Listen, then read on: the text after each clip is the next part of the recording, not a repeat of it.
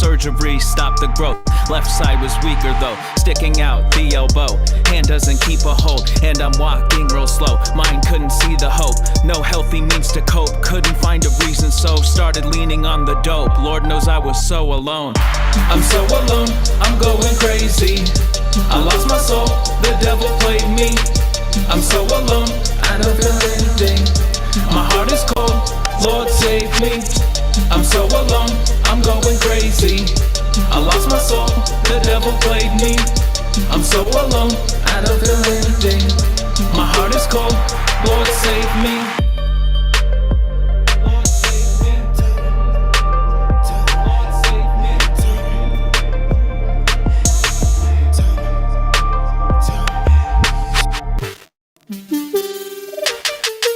I'm not glorifying drugs, you better get that correct. I'm reliving what I'm writing like the butterfly effect. Overdose check, rehab check. Now I count the sober days that I collect. I'm so alone, I'm going crazy. I lost my soul, the devil played me. I'm so alone, I don't feel anything. I'm so alone, I'm going crazy. I lost my soul, the devil played me. I'm so alone, I don't feel anything. My heart is cold, Lord save me. Lord save me. Lord save me. Lord save me. Lord save me.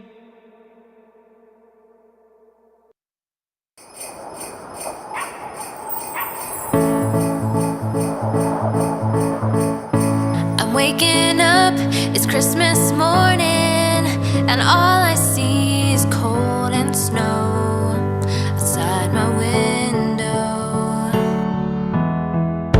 Now you might think that I'd be happy, but all I'm wishing for is someone missing. But then you walk in and I see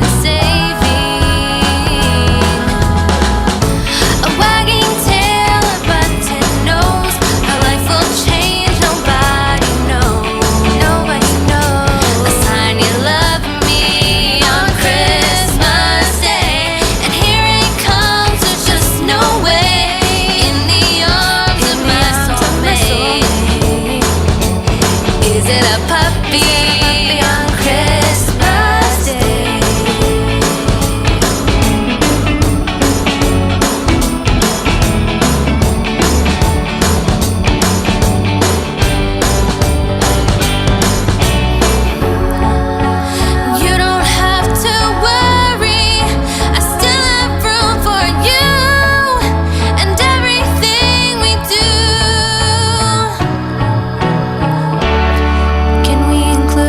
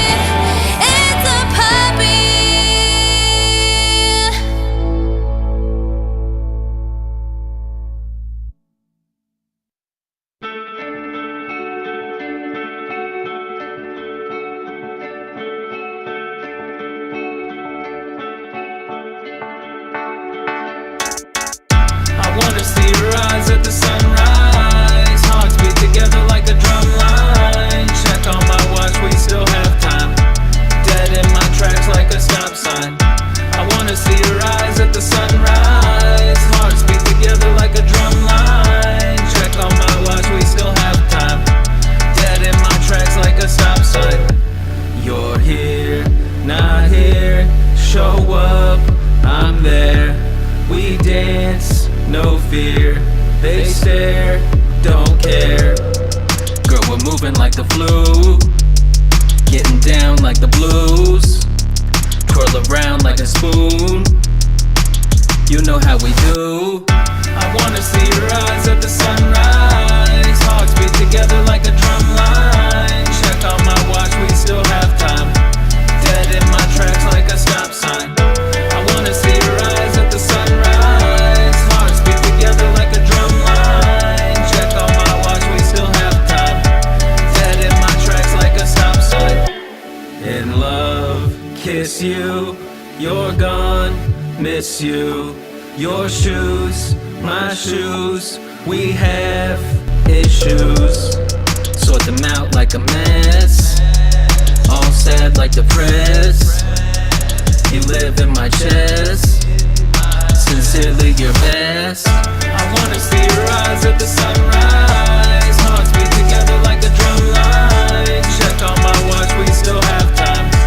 Dead in my tracks like a stop sign. I wanna see your eyes at the sunrise. Hearts beat together like a drum line. Check on my watch, we still have time. Dead in my tracks like a stop sign. She loves me, she loves me not. She loves me, she loves me not. She loves me, she loves me not. She loves me.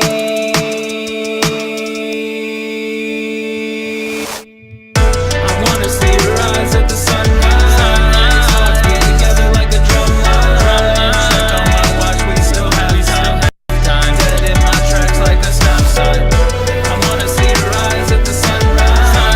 Hearts beat together like a drum line. Check on my watch, we still have time. Dead in my tracks like a stop sign.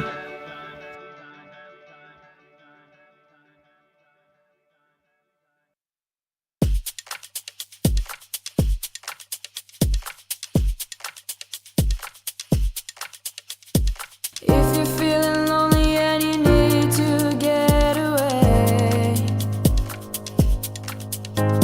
if there's no need for you to stick around and stay,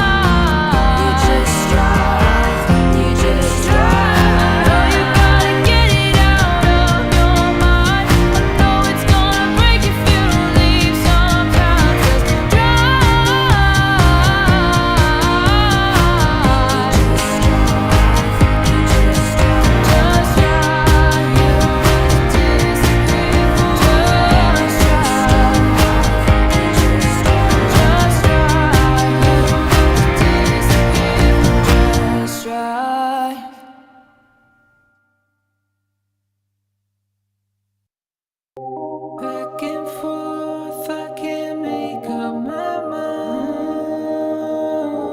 On my knees, beg the Lord one more time. Can you please help me get through the night?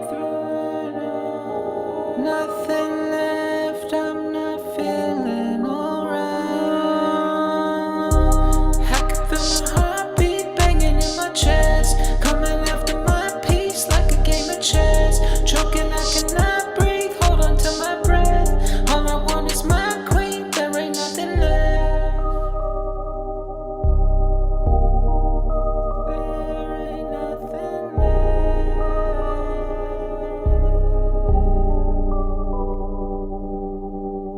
Force in my hand like Vader.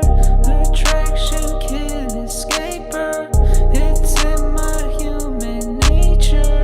I take my shot, won't chase her. Okay, here I go again. Jumping off the deep end, I can't swim. Don't wanna be alone again. Home solo, I'm my only friend. Home solo, I'm my only friend.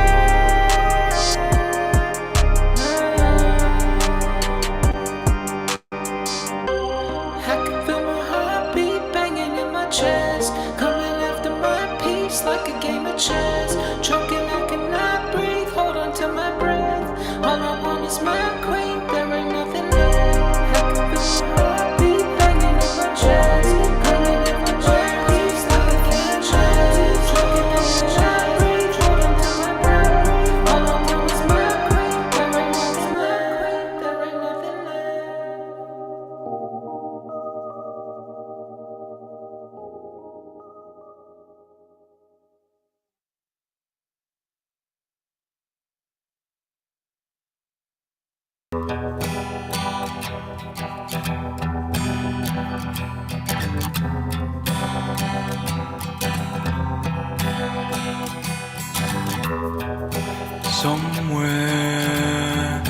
Somewhere in life, I lost my way. I can't get up and start again. I beat myself up sometimes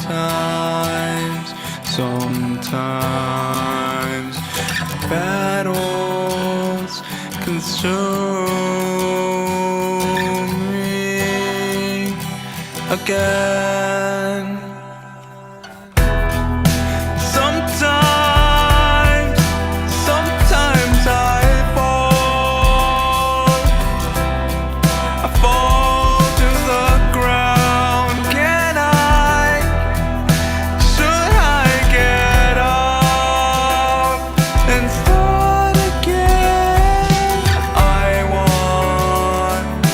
I want to change.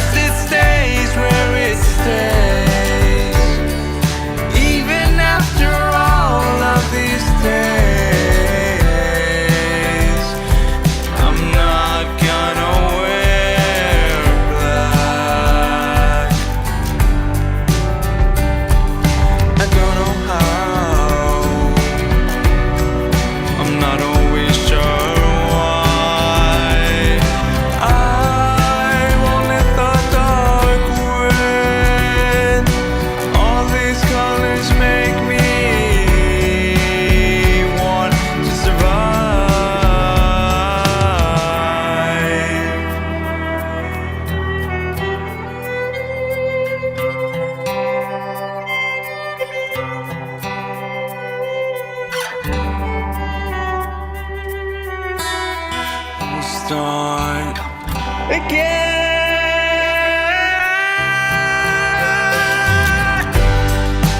And I know I can't forgive myself, and I can't forgive everyone else. I'm not gonna wear black.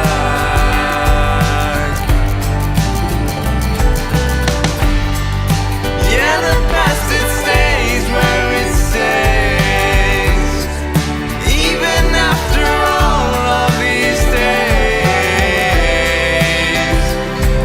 I'm not gonna wear black. Oh, and I know it's heaven or it's hell, and I know I can't forgive myself. I'm not gonna wear black.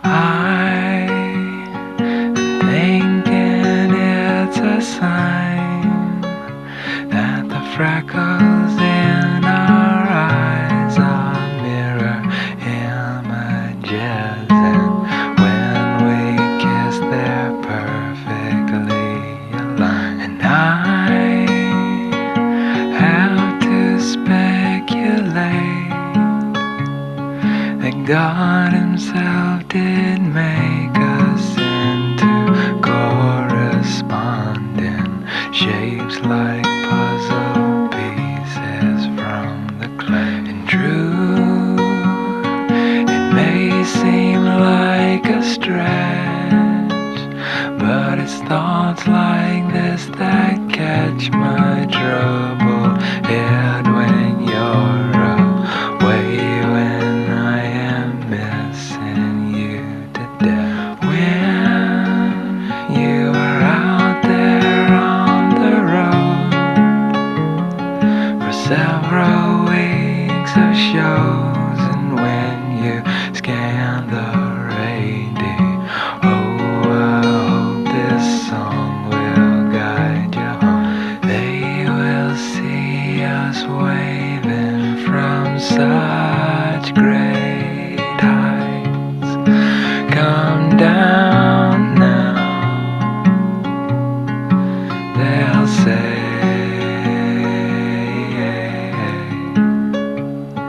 but everything looks perfect from far away.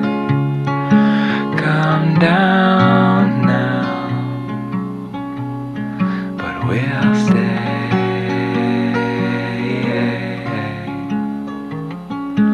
I tried my best to leave this all on your machine, but the persistent beat, it sounded thin upon listening, and that frankly will not fly. You will hear the shrillest highs and lowest lows with the windows down when this is guiding you. They will see us waving from such great heights. Come down now, they'll say,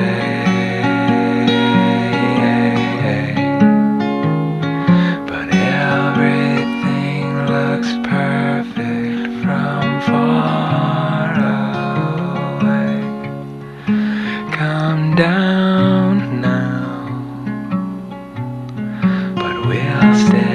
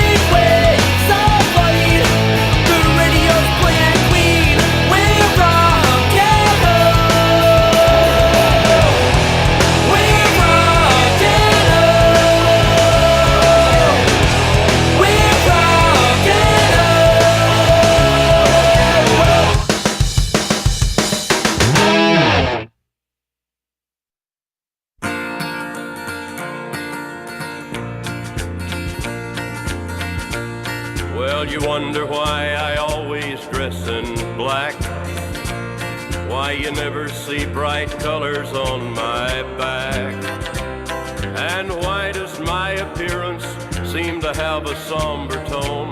Well, there's a reason for the things that I have on. I wear the black for the poor and the beaten down, living in the hopeless, hungry side of town. I wear it for the prisoner who has long paid for his crime, but is there because he's a victim of the times. I wear the black for those who've never read or listened to the words that Jesus said about the road to happiness through love and charity. Why, you think he's talking straight to you and me? Well, we're doing mighty fine, I do suppose, in our streak of lightning cars and fancy clothes. But just so we're reminded of the ones who are held back, up front there ought to be a man in black. I wear it for the sick and lonely old, for the reckless ones whose bad trip left them cold. I wear the black in mourning for the lives that could have been. Each week we lose 100 fine young men. And I wear it for the thousands who have died, believing that the Lord was on their side. I wear it for another 100,000 who have died, believing that we all were on their side. Well, there's things that never will be right, I know, and things need changing everywhere you go. But till we start to make a move to make a few things right, you'll never see me wear a suit of white. Oh, I'd love to wear a rainbow every day and tell the world.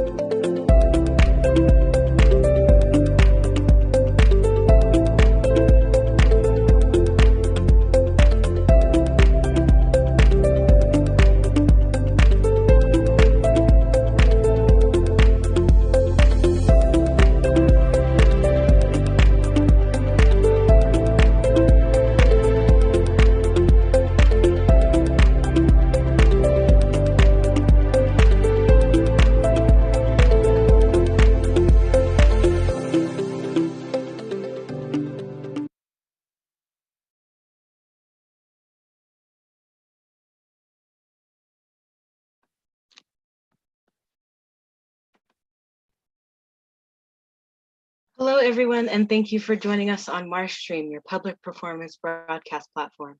My name is Brianna Caver, assistant producer for MarshStream, and we are back again tonight for Solo Art Teal and Can Edition. Although our theater doors are now back open, there are still some folks unable to attend these live performances. So these free streaming performances are brought to you by patrons just like yourself, all who donate to our tip jar. The link is posted in the chat and is also available on our website at themarsh.org. Remember, all donations are tax deductible and 100% matched. We need you now more than ever so we can continue to bring these free streaming performances to our community. If you are watching us live on YouTube, welcome and thank you for joining us. Please make sure you subscribe to be notified when we go live and watch the hours of free performances, interviews, and events we have archived all right there on our channel. Friday is Marsh Bingo with Josh Kornbluth, and on Saturday at the Marsh San Francisco in the studio is Don Reed's Going Out. Again, please donate to our tip jar. Thank you for joining us. And now let's welcome your host for Solo Art Teal, Rick Davis.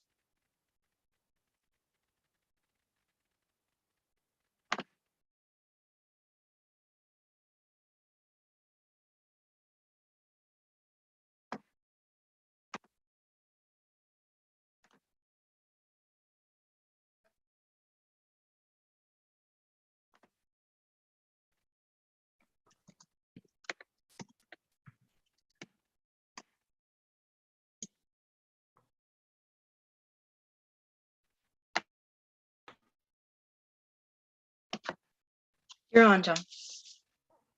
Hello, I'm John Ivory. Rick Davis is having a few technical difficulties in southern Arizona, but I'm really excited. I'm the producer for the ANCAN's collaboration with the Marsh Theater, who we always thank for giving us this platform. And we have a wonderful show tonight. Tonight we have Brian Rightside Smith, and Brian is a testicular cancer survivor. He was born in Brooklyn and lived on Long Island and moved to the LA area after that, and he now lives in Texas. He's about 10 years out from his stage 4 testicular cancer diagnosis, but he still has some paralysis on his left side. So I would love to welcome Brian Rightside Smith to the stage. How are you doing tonight, Brian? Pretty good, John. How are you doing? Doing well. So why don't we start by you're telling us a little bit about how you got into music, got an interest in music in your childhood.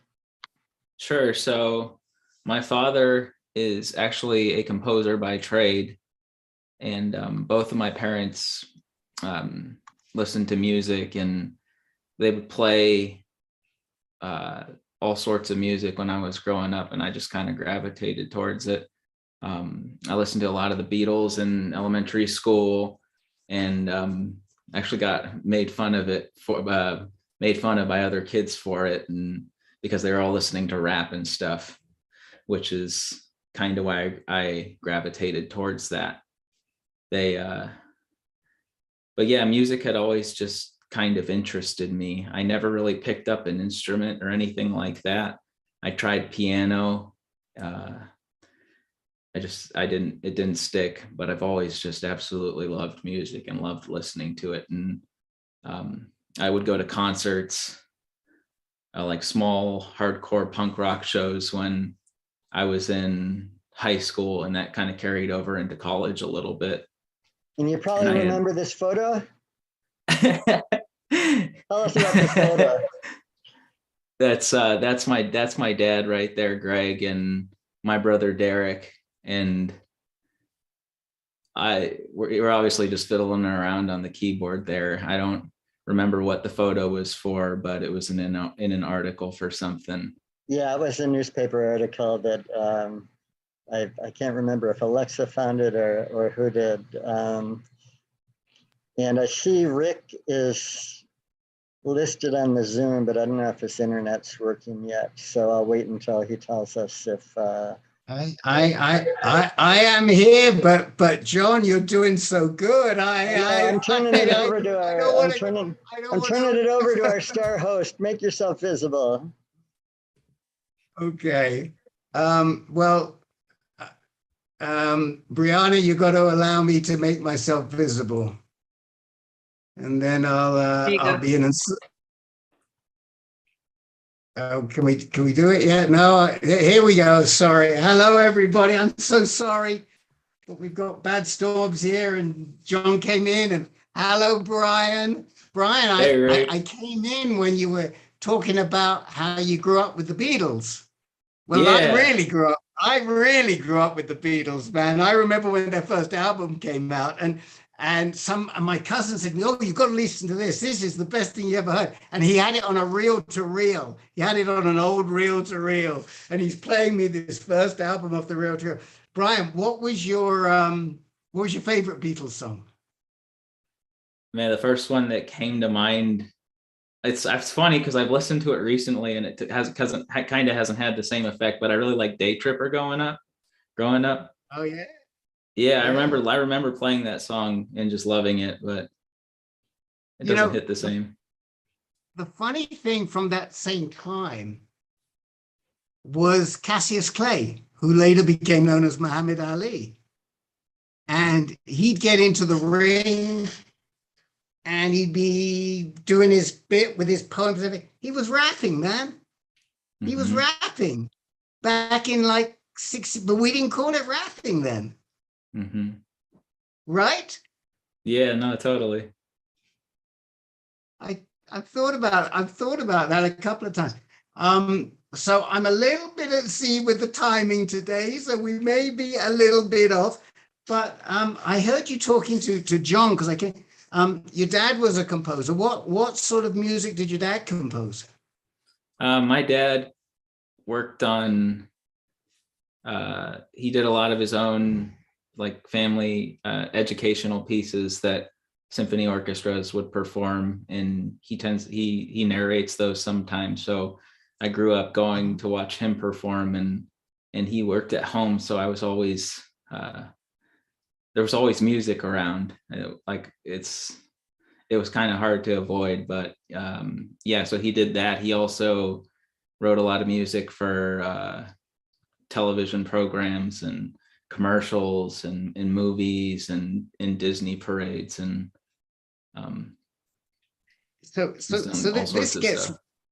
This gets weirder and weirder, and I don't want to give the twist in the tail away. And I hope I remember to tell you the story at the end, because I'm not going to give the twist in the tail away. But I knew I went to school with a guy whose dad did much the same thing. And that guy who I went to school with ties right into this whole story. This is very weird. We'll come back to it because I'm not gonna give the ending away right now. Tell me a little bit about your music capability when you were growing up. I actually like didn't pick up on an instrument or anything like that. I really just enjoyed listening to music. And I did have, okay, so when I was a kid, my dad pulled me into his studio one time to sing on a spot. I think the producer just said, "Greg, grab one of your kids." And my dad pulled me in, and I auditioned right there on the phone kinda, and I wound up getting singing in a few commercials when I was a kid. Oh, really? Yeah. It was a 101 Dalmatians commercial and a Barbie commercial. Yeah. Which I got a lot of flack for growing up, but you know. It's okay. You were a jingle singer. Exactly. Yeah. Yeah. I know. I dated a jingle singer in my youth. She used to get up in the morning and vocalize. Did you used to get up in the morning and vocalize? I never did that. I was Just jumped in. just jump right in. So did you know you had a lot of musical ability or not? Not really. The singing bit was a hint of it, but again, I didn't get into like the technical vocalizing type stuff or technical singing stuff. I really didn't kind of come into like loving and making music until I was like 18. Me and my friend just played around a little bit on a laptop and just created a few songs, but it really took off after my cancer experience. Oh, that's when I really got into it. And you were out, and you were what, 21, 22 when you were? Yeah, so I was. Yes. Yeah, I was 22 when I was diagnosed with cancer.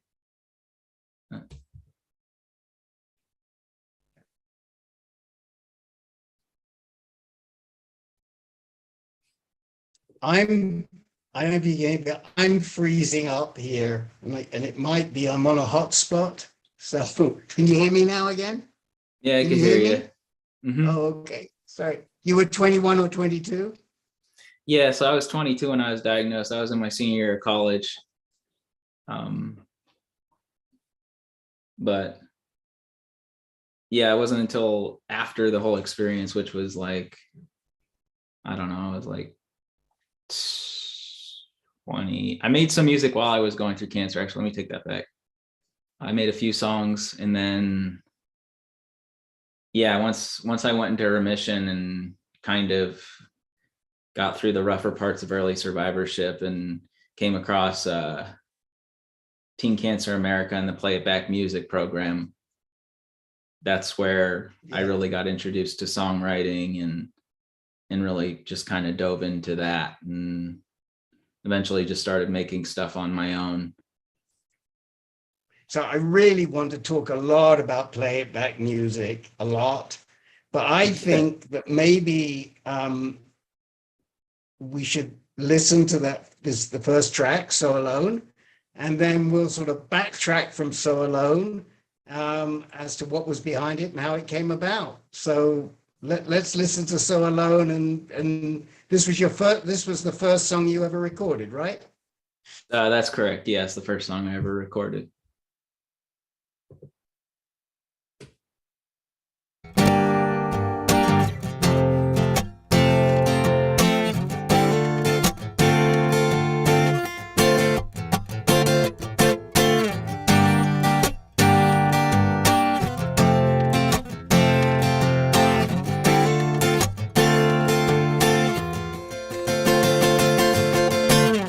Still hear the screams, no amount of anything got me through the pain, you see. Morphine was time released, Oxycontin for the knees, Xanax for anxiety. Kicked it all with CBD, got hooked to the THC. Monthly rolls of ecstasy, eating mushrooms, LSD. Blowing coke until I bleed, overdosing on Molly. Hospital psychiatry, what is going on with me? Lost my heart, mind, and my soul. Lord knows I was so alone. I'm so alone, I'm going crazy. I lost my soul, the devil played me. I'm so alone, I don't feel anything. My heart is cold, Lord save me. I'm so alone, I'm going crazy. I lost my soul, the devil played me. I'm so alone, I don't feel anything. My heart is cold, Lord save me.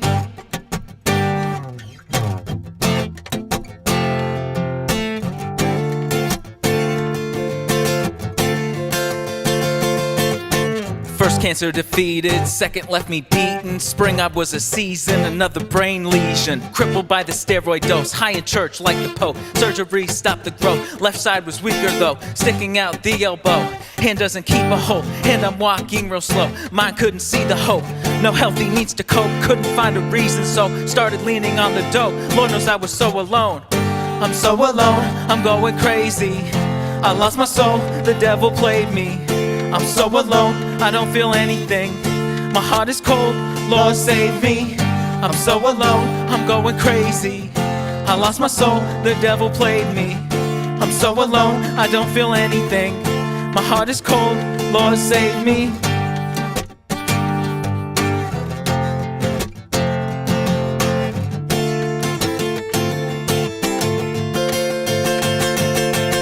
I'm not glorifying drugs, you better get that correct. I'm reliving what I'm writing like the butterfly effect. Overdose check, rehab check.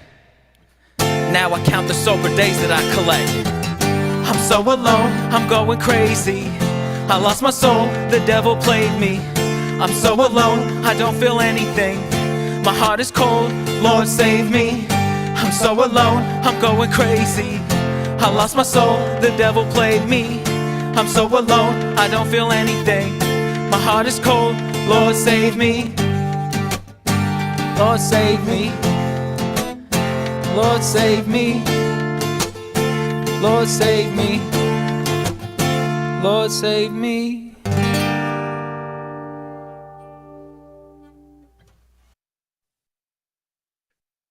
Oh my gosh, takes my breath away. Let's back up to how you got to that song, Brian.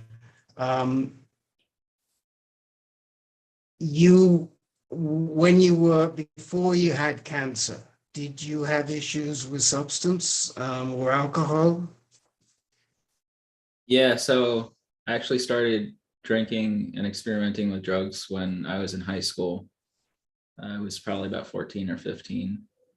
And yeah, so in many ways I didn't get any healthy coping mechanisms for emotional things. And so naturally when I was and that kind of carried on out through college. And then naturally when I got ill, I just kind of I coped with it that way. You know, I at times abused some of the prescription drugs I had during my cancer treatment. And then more or less when I got out on the other side of that, that's when I got really heavy into drugs. And it's kind of how I dealt with survivorship for like the first 5 years or so, was through substances. So we should talk a little bit about your cancer, and to back up, you were diagnosed with testicular cancer, correct? At age 21, 22. Give us that background. Sure. So it was in my senior year of college, as I discovered the tumor kind of early on, but I made that grave mistake of not doing anything about it, or I did something about it when it was far too late. So it would metastasize to my lung, into my brain, and so we addressed that accordingly, and I got the chemo and radiation, and I went into remission like shortly thereafter. It was very treatable. And that's when like I knew that when I came out on the other side of cancer and I turned to it was alcohol at that time, that I had a serious problem, because I just got through this major fight with cancer, and then the way that I was coping with it was very unhealthy. And so I made an effort to stop after that. I had like one incident that was really bad, and I just tried to stop. And then I had about, I don't know, like that summer I was in remission. And then I was watching I was in a movie theater watching 50/50. It's a film about cancer with three of my buddies, and I had a grand mal seizure in the middle of the movie. And that's where we found out about there was another tumor, and we radiated that. So let me just back up a second, because I just want to, first of all, how long ago was this? How many years ago? This was 2011, so it was roughly 11. Well, yeah, roughly 11 years ago. Yeah, roughly. And this was 11 years ago. And when you had this seizure, this was how long after you've been diagnosed with the cancer? So this was... How long had you been in remission? I think I had been in remission, I think it was October. So I was in remission in like May or June. And so it's just a few months. Oh, so this was all really around the same time as it were. And we should tell folks that nobody knows where you live. I know where you live, but we should tell folks, we should tell people where this all happened and where you grew up. Well, you didn't really grow up because you're born in Brooklyn, right? Yeah, so I was born in Brooklyn. I was there for the first 2 years of my life, so I don't really remember. But then we moved to Long Island, and we were there for another 2 years. And then my dad got some work out here, and so we moved out to Los Angeles when I was about 4, and in a city called Santa Clarita. It's like a suburb, and I guess it's like technically North Los Angeles County. And I spent the bulk of my life. So you're not really a valley boy. You're just a little bit beyond being a valley boy, right? Right. The valley people, or people in LA, call it the other valley. There's a few other valleys, but we're one of them. Right. I know exactly where you are. How much time did you spend at Six Flags growing up? We went quite a few times. You did, huh? Yeah, it's a good time. So let's come back now. So now our listeners, our viewers, have a sort of a time frame. So this was around 2011. You had this grand mal seizure. For those people who don't know what a grand mal seizure is, can you explain? Sure. So you're not conscious Yeah, so it was a scary experience. I was sitting there just watching the movie, and all of a sudden I could feel like my body locking up, and that was kind of it. And then I woke up in the back of an ambulance and didn't really know what had happened. Well, wow, Yeah. wow. And where were you treated? Were you at UCLA all the way along, or were you somewhere else, or where was your treatment? So initially I had the surgery done through a urologist out in Santa Clarita. And then when I had to get chemotherapies for my lung, I was in extension of UCLA in Santa Clarita. So I was actually Right. at home. And Yep. we also went to Providence St. Joseph's in Burbank for the because I had a brain tumor as well. So they radiated that there. So I went to treatment for that there. Yeah. Right. Okay. So, so these metastases arose pretty quickly, and you then had to get into treatment for the metastases. And what was that treatment? So I went to the same place at Providence St. Joseph's. It's actually, ironically, I think it was the Disney Cancer Center. It was, I didn't really thought about that. But yeah. So I went there. It's stereotactic radiation, and I started to get some rounds of treatment. That was what I had for my first tumor, and then I had the same thing for my second tumor. Yeah. They wound up killing the tumor. However, I was continuing to have seizures after the radiation, and it turned out that was from the dead tissue left over from radiating the tumor. And we reached a point where it was continue to radiate that or get surgery on my brain. And that was, we're at first at Providence St. Joseph's. We're thinking about doing the surgery there. And then we wound up going to, I say we because my parents and my family were with me through all this. My folks were in the room, and my mom, she was there with me the whole time. I was still going to college throughout treatment. My mom was driving me to college after I would get my treatment. So we were road dogs, we were she was right there by my side through the whole thing. And, my dad was there too. I had the support of my family, which is invaluable, but. So you were doing your senior year whilst you were in chemo? Yeah. I didn't want to stop going to school. So I was fortunate enough to have my folks around to make that happen. And it was actually a really good distraction, if I'm being honest. It kind of kept me busy during the whole thing and gave me hope in a weird way. Now, was music, had music started to be a factor in terms of how you were healing yet, or not? Was this later when the music came into play? I think in a significant way later on, but I was always listening to music throughout treatment. It was helpful in that way. And when I went into remission, I had actually made a few songs and kind of started to get a hint that like music might be like something I enjoy doing and would continue to do. I kind of had How many songs have you written? How many songs have you written to date? I don't know. I mean, like to completion, man, I don't know, like 20 maybe, something around there.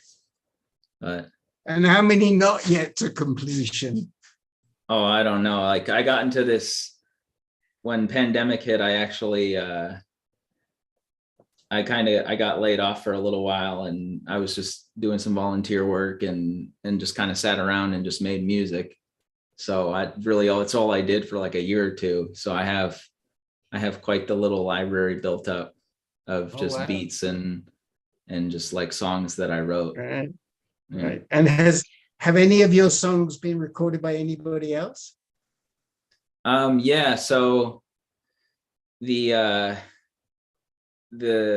person accompanying me in these performances his name is Ken Lee. He's a good friend of mine and a mentor, and I still work with him. He's one of the co-founders of the Playback Music Program, which is a program under Teen Cancer America, which I kind of fell into naturally just with my experiences and stuff. We'll unpack that after the next song. So, okay, all right. But so we'll wait a minute to find out who else has recorded you. But let's listen to another one of your songs. Okay. And then we can talk about all this next part. Okay? Sounds good. Sounds good. Okay. Let's listen. We're going to listen to, do you want to tell us anything about this song before we hear it? Sure. I mean, this is Sunrise. This is the second song I wrote. So that last song I wrote was kind of, I guess, got out a lot of the dark stuff. And this song is a little more lighthearted.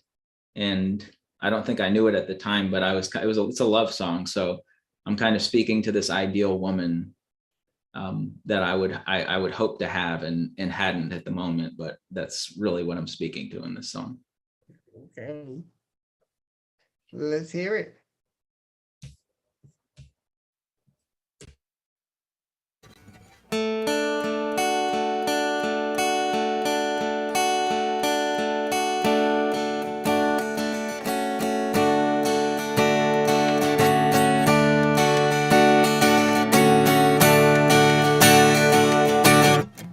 I wanna see your eyes at the sunrise. Hearts beat together like a drum line. Check on my watch, we still have time.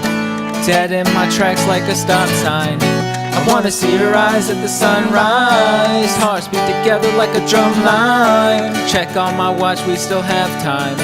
Dead in my tracks like a stop sign. You're here, not here. Show up, I'm there.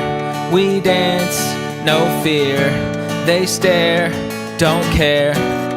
Girl, we're moving like the flu, getting down like the blues. Twirl around like a spoon, you know how we do. I wanna see your eyes at the sunrise. Hearts beat together like a drum line. Check on my watch, we still have time. Dead in my tracks like a stop sign. I wanna see your eyes at the sunrise. Hearts beat together like a drum line. Check on my watch, we still have time. Dead in my tracks like a stop sign. In love, kiss you. You're gone, miss you. Your shoes, my shoes. We have issues. Sort them out like a mess. All sad like the press. You live in my chest. Sincerely your best. I wanna see your eyes at the sunrise. Hearts beat together like a drum line. Check on my watch, we still have time. Dead in my tracks like a stop sign. I wanna see your eyes at the sunrise. Hearts beat together like a drum line. Check on my watch, we still have time. Dead in my tracks like a stop sign. She loves me, she loves me not. She loves me, she loves me not. She loves me, she loves me not. She loves me. I wanna see your eyes at the sunrise. Hearts beat together like a drum line. Check on my watch, we still have time. Dead in my tracks like a stop sign. I wanna see your eyes at the sunrise. Hearts beat together like a drum line. Check on my watch, we still have time. Dead in my tracks like a stop sign.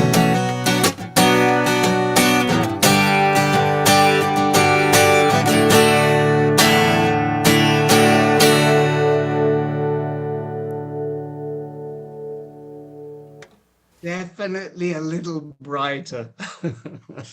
Definitely a little brighter. That was beautiful. That was beautiful. Do you do you come up with the, I mean, I know you come up with the beats because that's what rapping's all about, right? The beats. But what about the melodies? Do you come up with the melodies easily, or are they there naturally? And how do you write those melodies down? So those two songs, they weren't written to acoustic guitar. They're actually written to two beats that were provided to us by a record label in the UK. Actually, it's called CR2 Records. It's an EDM label, but they donated those beats to us, and my friend Kenley loaned them off to me, and I wrote the lyrics and yeah, I like the melodies over the beat. And then I would come into the studio and record those, but it all just kind of came naturally. It wasn't forced, and that's kind of been my experience with songwriting. Is it, you can keep writing and it'll come out when it comes out.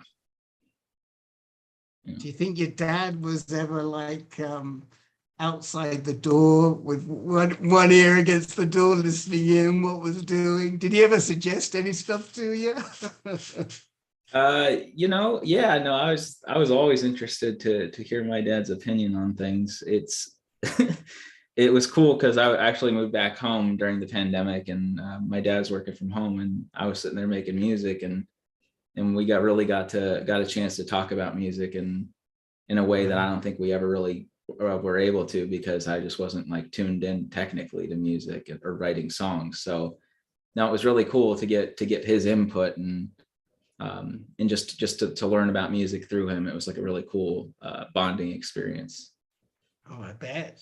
God, that's fantastic.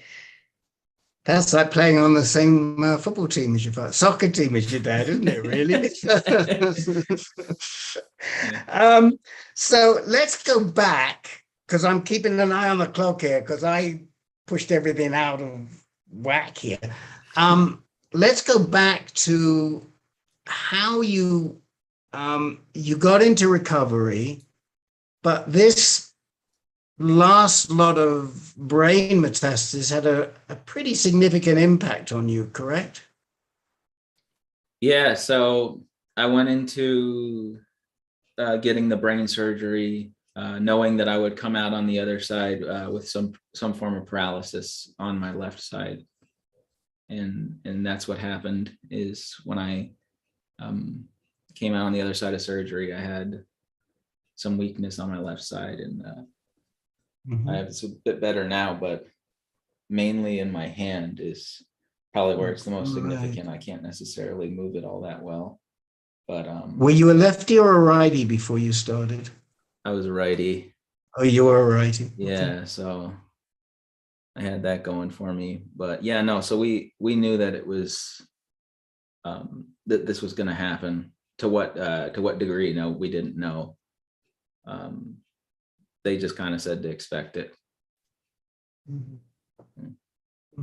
And then you'd obviously been on all kinds of drugs and goodness knows what for the chemotherapy. You took yourself off of those drugs. You had to work in trying to rehab yourself as well. Music hadn't really come into your life big time yet. So what filled the gap?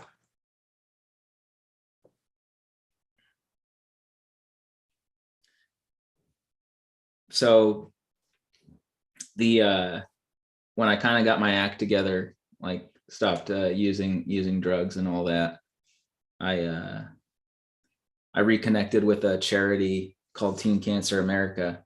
I had actually had some experiences with them throughout my cancer journey. Like in 2011, I went to the backyard concert with my dad and my college counselor, who also was fighting cancer at the time and was a godsend in many ways. But the three of us went to the first backyard concert, and then I think there was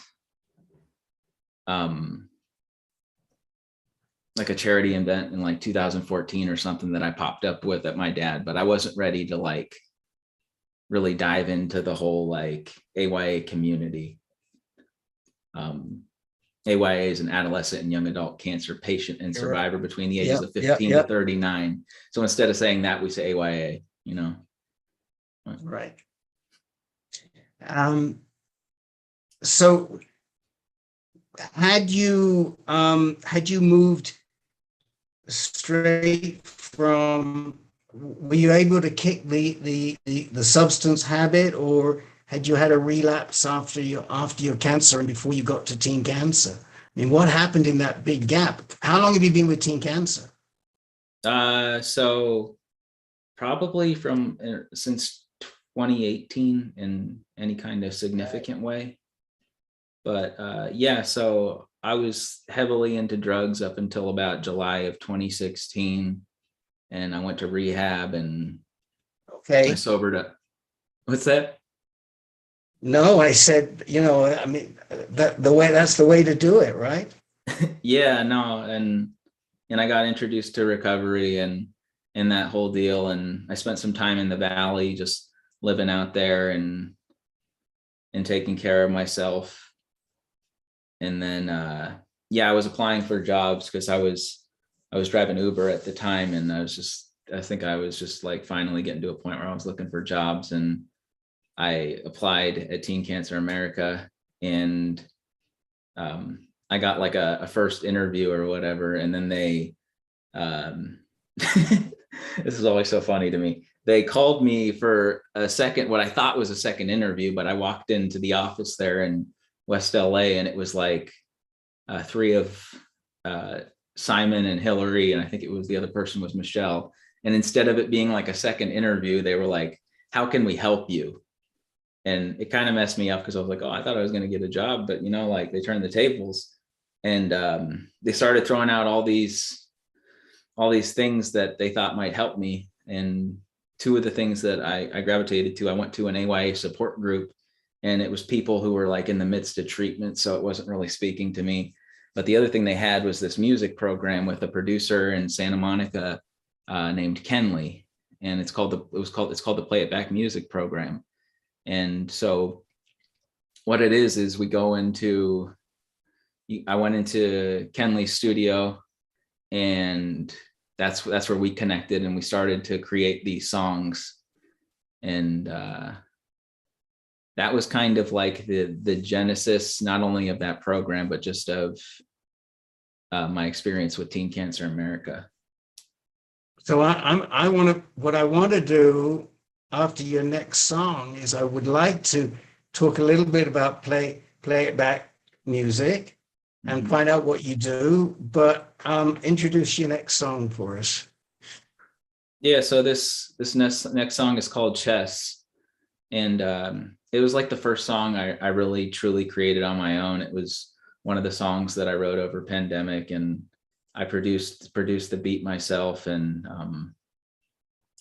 the song is about just me kind of being open to being in a relationship or falling in love again. Like that was what it was about initially. But music kind of transcends time, and it has like a different meaning to me now. And there's, I don't know, we could talk about that after the fact, but yeah, that's basically okay, we will. We will. Let's hear it.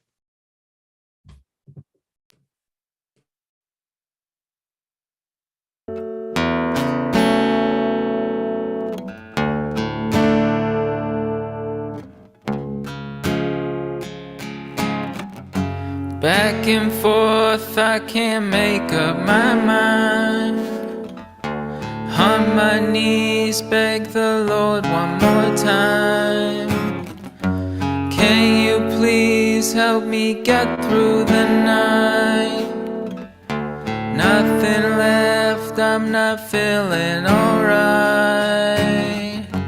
I can feel my heartbeat banging in my chest, coming after my peace like a game of chess. Choking, I cannot breathe, hold on to my breath. All I want is my queen, there ain't nothing left. There ain't nothing left.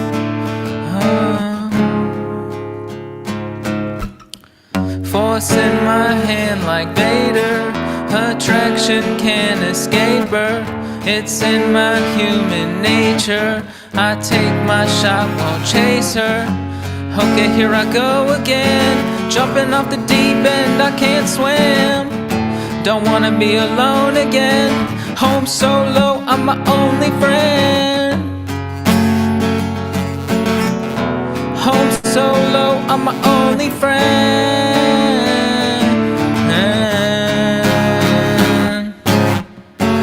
I can feel my heartbeat banging in my chest, coming after my peace like a game of chess. Choking, I cannot breathe, hold on to my breath. All I want is my queen, there ain't nothing left. There ain't nothing left.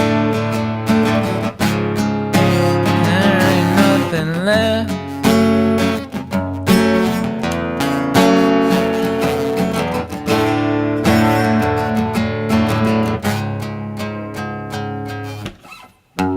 I can feel my heartbeat banging in my chest, coming after my peace like a game of chess. Choking, I cannot breathe, hold on to my breath. All I want is my queen, there ain't nothing left. There ain't nothing left. There ain't nothing left.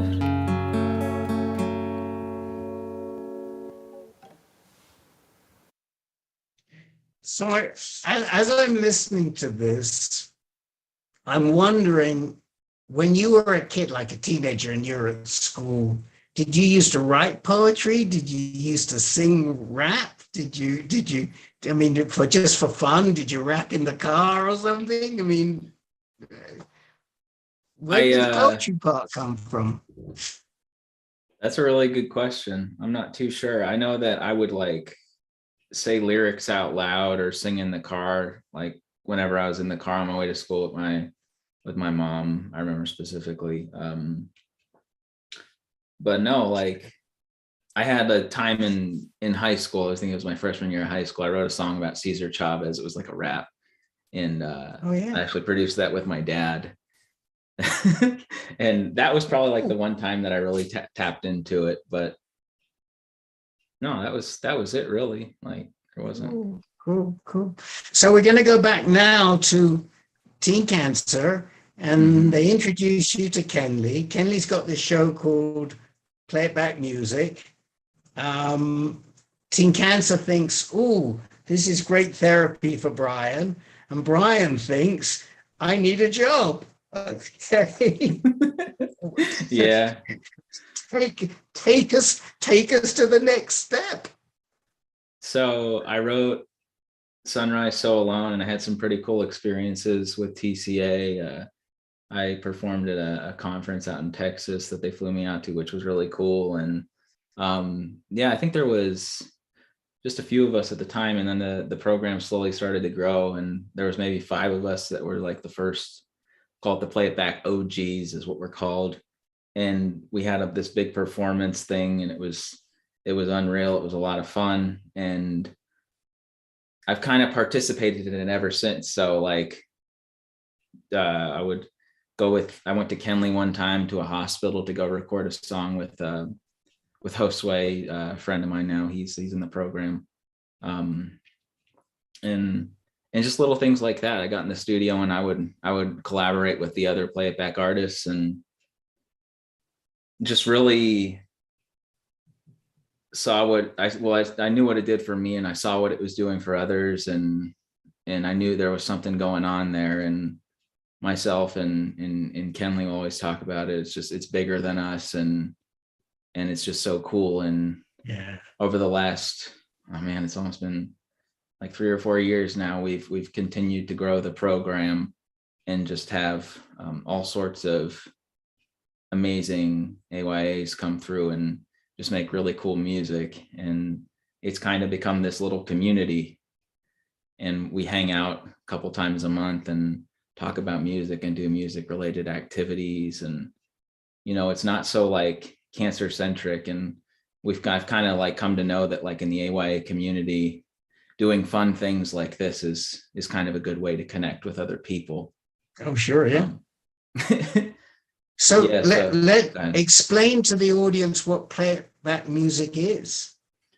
So play it back is, I guess, like the best, I don't even want to call it music. It's like music production therapy. So you get into a studio with a professional producer, which is Ken Lee, and he'll bring in friends sometimes to play on songs. We'll get other people, but it's more or less him in the AYA in the studio creating music. And in my experience, it's just been, it's a healing process, you know, like I got through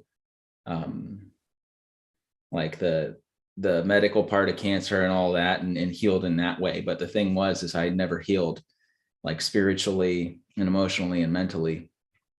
And that's kind of like Play It Back started to do that for me. And so it heals. I think it kind of like, it helps AYAs deal with that part of things, apart from all the other insanely difficult stuff you have to go through during cancer and after cancer, if you make it there. So this is really what we're all about with this program that we partner with the Marsh. It's how the arts are used to help you heal, and that's exactly what you just told me, that this is, you're using the arts to help you heal, and you're using this art of producing and making music for others to help them heal. Is that right? No, 100%. That's the hope. And are you producing? You talked about Ken Lee. What about Brian Smith as the producer? Yeah, so I've produced a few Play It Back artists myself, which has just been such a cool experience. I hope to do it more as time goes on. So I started to produce a bit myself. It's so crazy. The program itself, like it's done so much more for me than just heal me. Like I met my fiance and the love of my life in the program. She's also an AYA. So again, like the community to me is just been the coolest part. And it's just been such a gigantic blessing. I almost don't have words for it, you know? Were you going to produce? Did you meet her through offering to produce her? I have to be careful of my words. Yes. No. So it's funny because she popped up. Like we had the core people of Play It Back were like very quiet, and just like we had like an open house one night with this organization called Cancer Beats, and her and one of her friends came in, and they were just really like outgoing, and it just wasn't what our group was used to, and I was like, I really didn't like her at first, and later found out that she didn't really like me, and so I was annoyed with her at first, and like because I also was volunteering for the program, I actually like had to talk to the other artists to schedule sessions with Ken Lee, and so I got to know her, and that's like how I really truly found out how awesome she was and fell in love with her. But I actually produced her in that same girl that I thought was obnoxious as well, and and we made a song. It was actually like it's called AYA Aware, and it's cool because it's like it's an advocacy song, right? Like we're speaking to the AYA population, and it turned out to be the coolest song. So, and her and I have actually oh yeah. Sorry, I was just reading the chat and something in there. But yeah, no, and we actually like her and I create, like when we first started to get to know each other, we would hang out and create songs, and it was just so cool. Yeah, it's so awesome. So I wish we would have known, because we might have had that as one of the videos, but we've got we've got one more song to listen to. I'm being prompted, of course, because we take it for granted, but the audience may not know what AYA is. AYA a younger, usually cancer survivors, but not necessarily cancer survivors. It stands for adolescents and young adults, right? And I never know what age group to say, so I'll defer to my AYA guest to state the age group. It's from what I understand, it's 15 to 39, or 15 to 45 is what I'm reading here. But so that's typically the age range. Yeah. So since you are producing others, we know you produce yourself live, and so for the very last piece, we'd like to hear something live. Do you think that could be arranged? Yeah, no, I could do a little something. Let's hear it. It's Okay. down to you. We're in the spotlight. Right.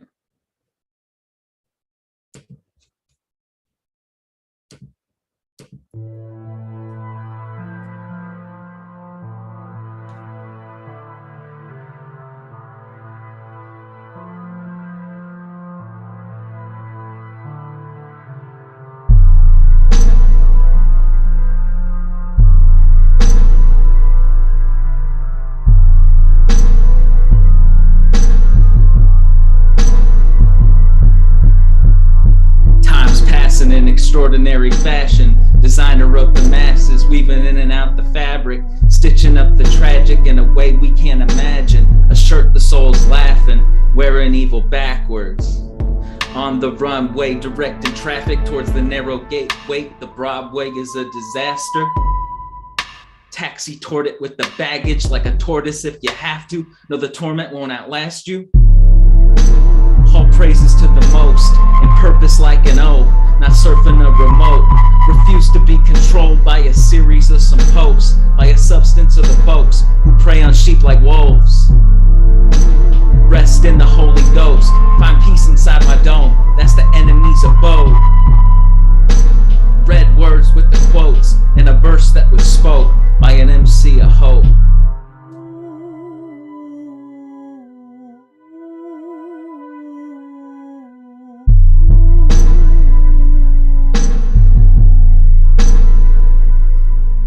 Piece to static for the 808s. I punch the beat like a heavyweight, levitate in space like a fadeaway. Won't see me coming like I stole a base. I study tapes, I know the plays, I crack the codes, I open safes. Slow down, beam, hit the brakes. No Judge and Jake could close the case. The real estate will put you in your place. Bars overhead like I'm squatting plates, or the cost that your business takes. Make no mistake, drip like I'm fresh up out the lake. My money straight like a razor blade, and hands in dough like I'm baking cake.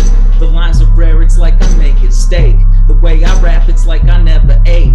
The face you make when you get a taste. Shark hood up on a bait, then ape. No debate, the flavor I create is great.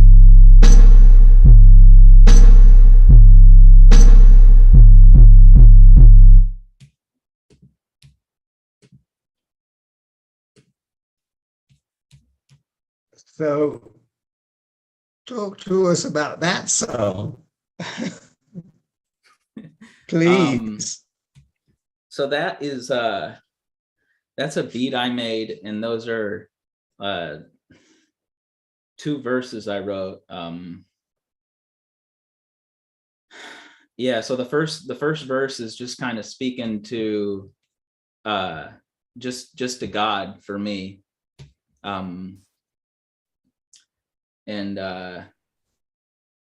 Yeah, so that's more or less what that's speaking to, and in a general way, but also specifically in a lot of ways to my belief system. Brian, do you think that that going through and recovering from substance abuse, going and recovering cancer, has given you a much different insight into your belief system and into whatever might be divine? No, 100%. I didn't, like in my adolescence, and I was vehemently atheist. And then when I got into college, I would more or less call myself an agnostic. Mhm. And then when I was on a, I don't know what the heck you call it. I was in the emergency room with my mom, and I went into anaphylactic shock. Mhm. And the nurse ran to go and get the doctor to find out what to do, because she didn't know what to do, which was kind of scary. And I wasn't sure if I was dying or not, but I got really scared. And I think for the first time in my life, the first time in a long time, I said a prayer, right? And it was just like, God, please don't let me go not like this. And I just felt like this overwhelming presence, and that I had. It's hard to describe, but for me, that was like my first experience of God, and kind of like gave me like the spiritual, tangible experience that I guess I needed to find God. Wow. One of the things that just impresses is the wrong word, just hits me between the eyes, is that it's easy for you to say this and to talk about it, and it just comes out, and so it's just, the sincerity is amazing. I got to go back to the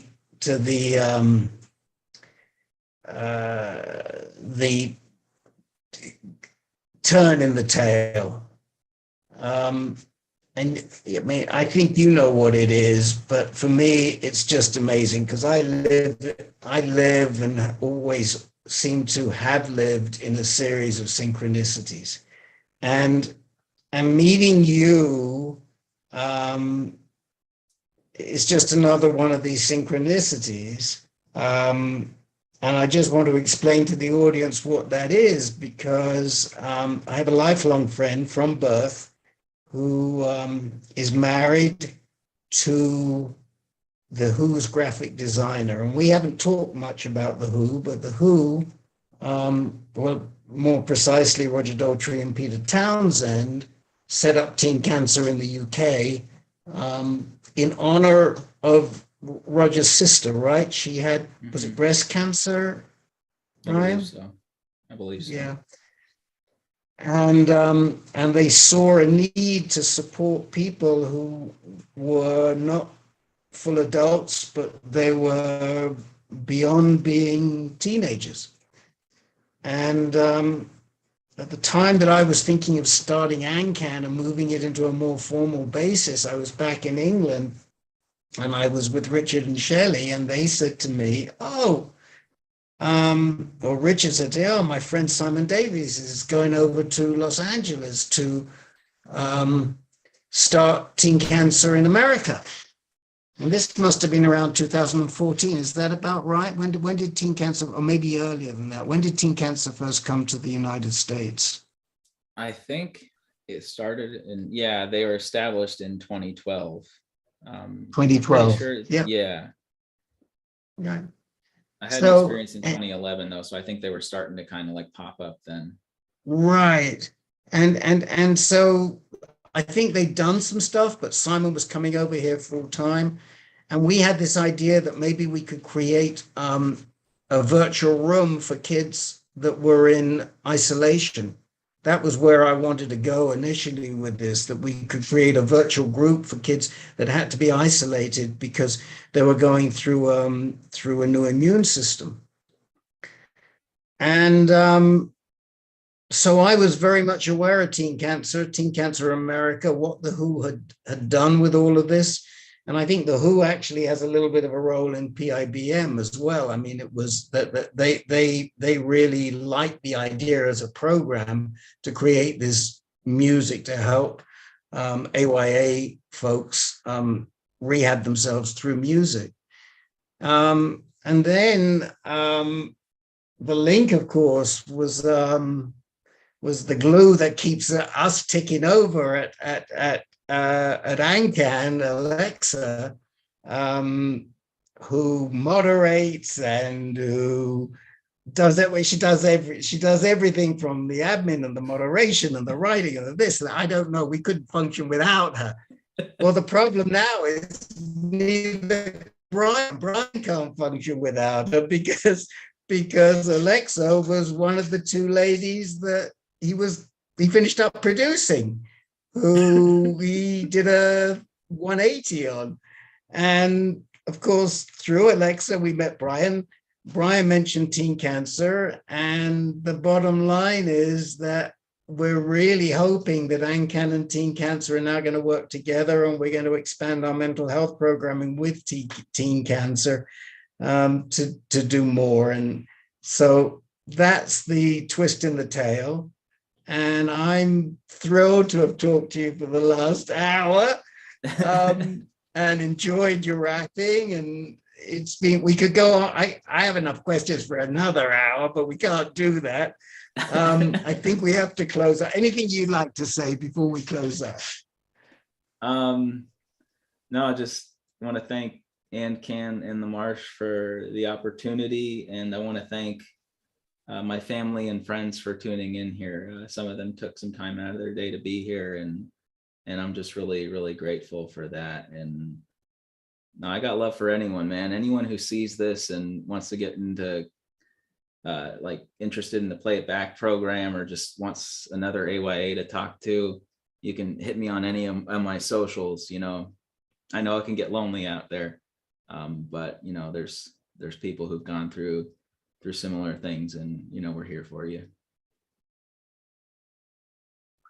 We are here for you. You can reach Brian. I think it's probably in the chat window, but you can certainly reach Brian through ANCAN.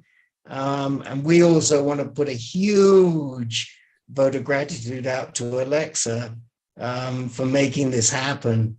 And as well as Mr. and Mrs. Smith and anybody else who's watching. And I just want to say, next month we have William Wonders III, a filmmaker.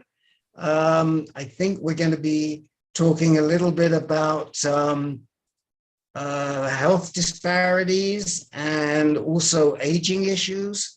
So come back next month, fourth Wednesday of next month. And don't forget the tip jar. And I think that's it. That's all there is. And thank you for keeping my internet in place for the last hour. So, Rihanna. Okay, well, thank you, Rick. Thank you, Brian. And thank you for everyone who joined us tonight. Don't forget to check out the Marsh's website for upcoming shows, and we will see you next time. Have a good evening.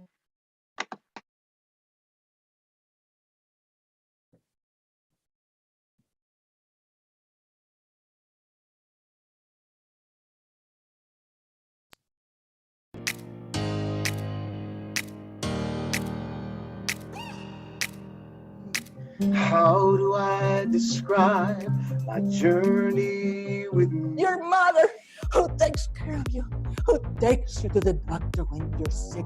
Your mother.